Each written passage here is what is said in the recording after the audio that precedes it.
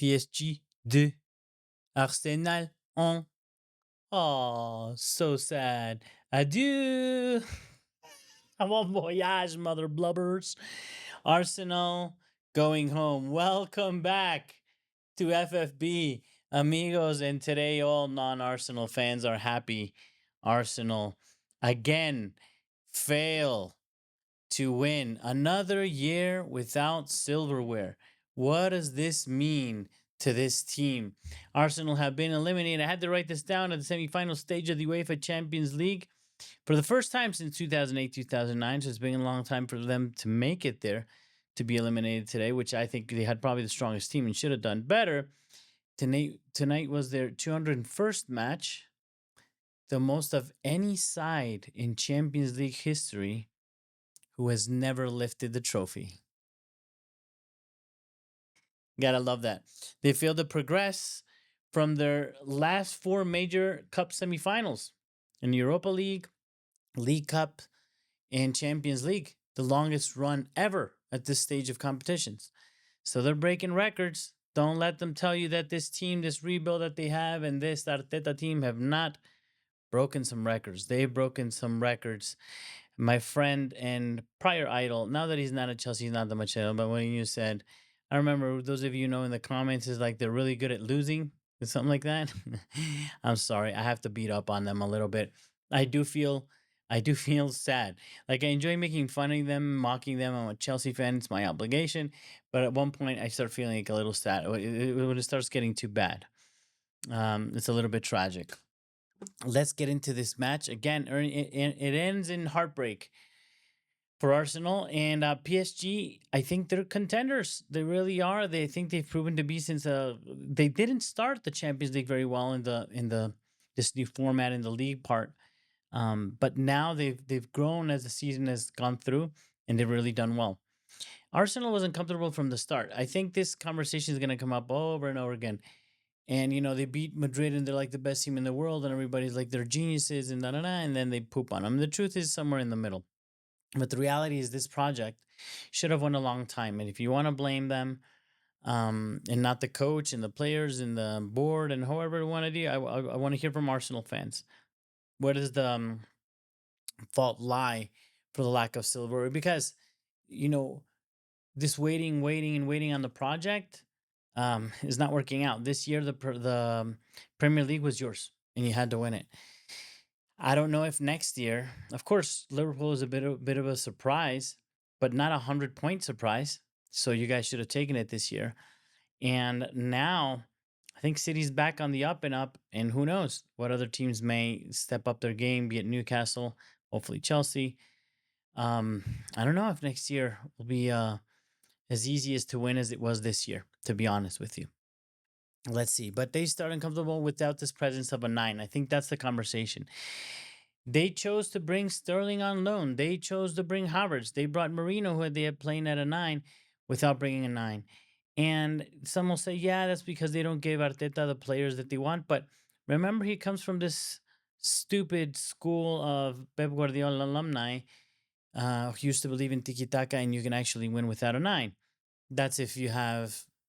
I always have to say this because the people try to learn from Pep, but it's Pep who has like the best team in the universe every time. Literally, he had the best team in the universe with the Barca team, and then obviously went on to have these amazing teams with amazing players. That's necessarily the case.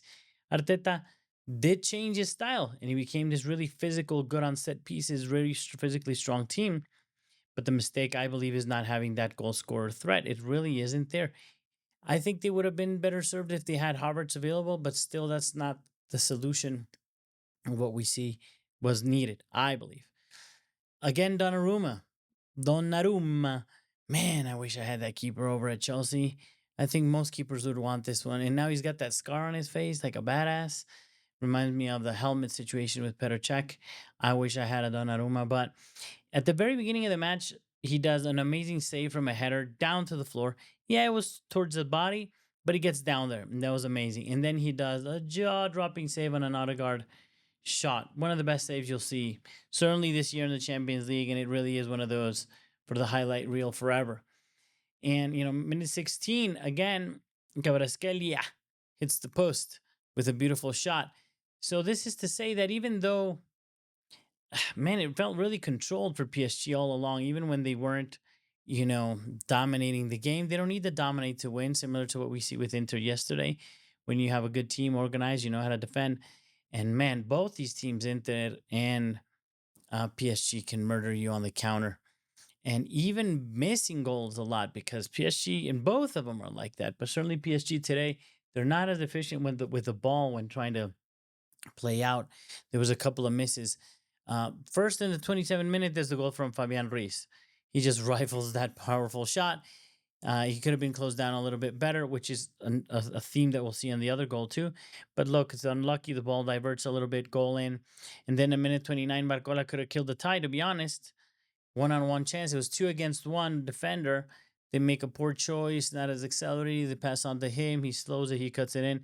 And that happened a couple of times in the counterattacks where not very good decisions were made. And at the first end of the first half, that was my note. No focal point in attack. You can't depend on Saka saving your butt every time. And at least Odegaard was having a decent first half, but PSG looked ruthless every time that they were going to counter, so it wasn't looking good for them. And I felt the tie was honestly gone. Like something had to happen, but I didn't see where it was going to come from. I didn't see where it was going to come from, and I think, you know, looking at the bench, there was a change that was made. I think Trossard coming in for Martinelli was a good change, and he actually had a good influence in the game. But the game started pretty. Having said that, the game started really tedious the first 20 minutes, which was PSG's game. They were just like slowing it down, controlling the match. Not much to report from my end, and they were just like, okay, they're just seeing out this game. Arsenal still lacking creativity and no real feel for punch. Because you can tiki taka all your way around the box, but if you don't, it felt like there was no incisiveness. Reminiscent of some Chelsea playing against low block situation, and I didn't see how they're going to break through. Even Saka, with his agility and ability, was not able to do it. And in the 72nd minute, Hakimi makes it 2-0. Poor pressure from Parte, miles aparte from where he should have been. Our Kiwi are also look. He stood his ground. They had to just give a little bit more pressure. To be honest, I don't think it was that terrible of a mistake. And I think if Saka, because they were blaming him, the pundits were blaming him. If he would have gone for that ball, I think they could have played it wide, because he was the sort of the last one on the line on the left hand side if you're Arsenal, and that wouldn't have been great either. So I just think that the center backs needed to close down a little bit better, to be honest. But in any case, it's 2-0. And 3 minutes later, actually less, I think it was like 2 minutes later, Saka pulls one back. I hated one thing about this. Look, I'm not a fan, but Marquinhos, if you saw, he gave away that goal, in my opinion. As a center back, he sort of let himself fall. Yes, he was kind of pushed. He was touched a little bit. He let himself sort of fall. Trossard pounces on that and puts the ball in. It's a stop. He did not mean to pass this to Saka. They get really lucky. So even that goal was very lucky, to be honest with you. But mentioning Trossard, like I said before, that switch helped a little bit and gave them some more width, and they were playing, but it wasn't enough. And again, another part that thing that I believe has gone unnoticed, because everybody talks about them not having a nine or this and that. Martin Odegaard in big games, it's not a semifinal, but for example, Manchester United in big games, they have Bruno Fernandes. Bruno Fernandes show up, do his thing, bring his magic. Chelsea for a lot of while had Cole Palmer, which happened to be back against the Liverpool game. Liverpool, you're solid. Your stars come through for you. And Odegaard, which at one stage of this version of Arsenal, with their amazing sort of growth in the last couple, since they won that FA Cup that saved Arteta did not get fired a couple of years ago, which that's questions about him being fired are going to come up again, obviously, because no silverware, man. You can't, what do you, how can you not have any silverware this year? Actually, like Spurs can have a better season because they'll have silverware. Newcastle will certainly, because if they get Champions League, the same as Arsenal, but they actually get a cup, they'll do better than them. Manchester United from 13th or 14th position could bring in some silverware. This is starting to get a little humiliating, if you ask me, but in the worst kind of way. And that's why it's impossible to make any real changes or fire this guy or anything, is because like it's just enough. It's just enough, but not enough to make a change. I wonder. I think they'll give him another year, and they do. I got super sidetracked. The point being is that Odegaard disappears, man. Your stars show up when you need them, and certainly Odegaard was not at Madrid, and they were lucky because Rice stepped up. But your DM is not going to save you. This is the Odegaard is your creative player. Where is that player? Where is that player with the incisive passing, leaving players one on one? I don't know. I don't know. I don't know what's going on with him.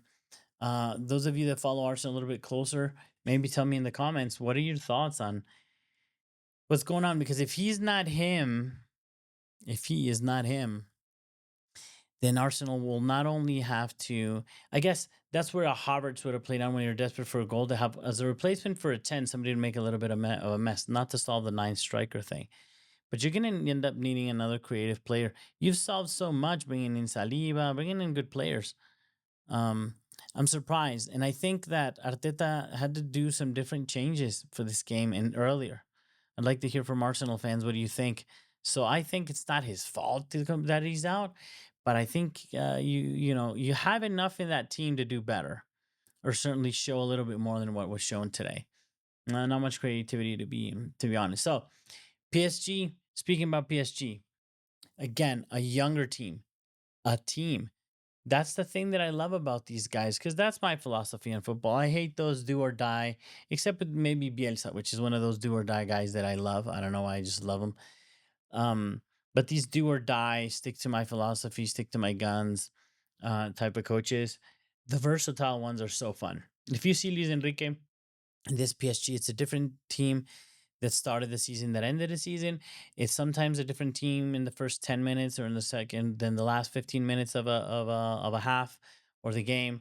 They have the ability, and their players start to adapt really quickly to multiple sort of strategies and tactics. And that's really interesting, man, because when you're in a tough spot, and especially in cup games, because over a season maybe you can get away with this like stick to your guns approach to football, because you'll drop 2 points here, a point there, but you'll pick it back up and you're on a run again. Not in cup football, man. If you don't get what you need, you don't. It's not panning out that day. You're packing your shit, going home. So absolutely, this kind of approach is the one that I like. If it were my team, I'm a pragmatic kind of a guy. I'm not a dogmatic kind of a guy, and maybe that's why I'm a Chelsea fan, of the old school Chelsea, certainly not the current. Arsenal had no fire, no plan B, nothing left to go. Like I said, another no season with no silverware. I think the choice is still no real number nine. Those are kind of my notes. And PSG were simply the better game, the better team. They deserved it. They went through. They deserve to go through. And now we have a final that I did not see coming. I did not see coming, and I don't. Let me know in the comments who you think are the favorites, because being the favorite doesn't mean you're going to win, of course. But who's perceived as the favorite? I feel like it's PSG, but I think that's just like prior PSGs that had the stars or whatever comparing to this. Because how do you compare these two teams? Again, the difference now is that they both could be very pragmatic and very good on the counter, except one is a more like traditional established players versus younger players, and Luis Enrique a different kind of a coach. So the differences are kind of minor. And two leagues that were unexpected to not have a single La Liga or especially a Premier League side in this final. So again, please like, subscribe, and I'll continue to make these amazing videos for you. I will be making the video for the European semifinal return leg tomorrow. Chelsea still playing on Thursdays. We hope to change that very soon, and getting our Tuesday and Wednesday games back for European football. So please look out for that, and another weekly update. That's all for now, and I will see you next one.